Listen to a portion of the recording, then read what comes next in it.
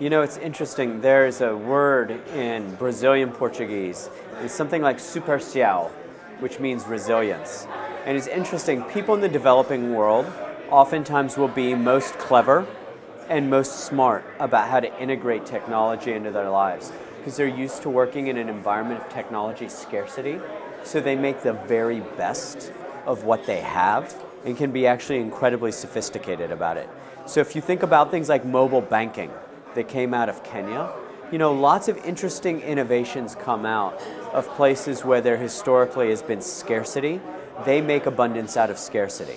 And so maybe there aren't programmers inventing the new computer languages, but they can make the most out of what they have.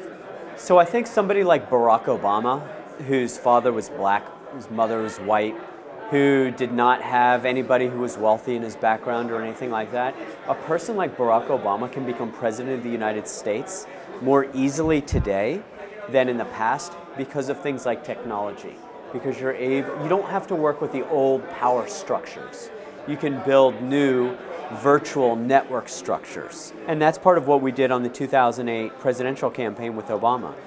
Barack Obama is the first president in the history of the United States who wasn't a white man. And there's a reason for that, and technology played a meaningful role in that. A lot of traditional political structures and government structures are losing power. And they're losing power to citizens and networks of citizens. And the internet is a facilitator of that change. Now what happens though is the old power doesn't like losing its power. The old hierarchies don't give up power voluntarily. So you see this combat.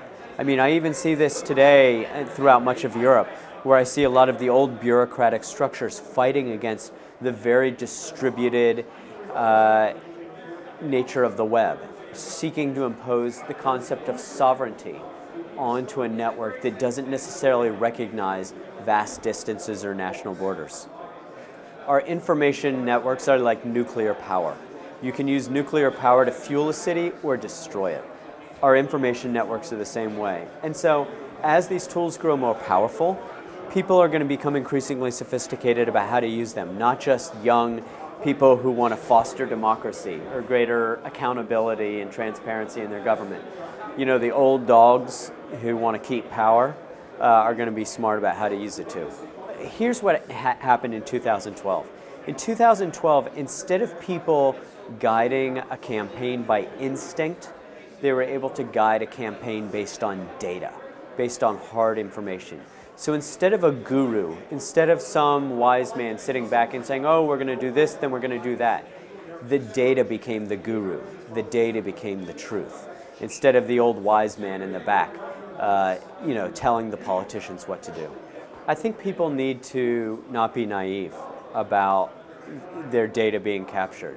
You know, we live in a world where more of our personal data is being shared, and we just can't be naive about it. So there's dangers, of course, in the kind of hyper-transparency and the loss of privacy that comes because of all of this information about us that's out there.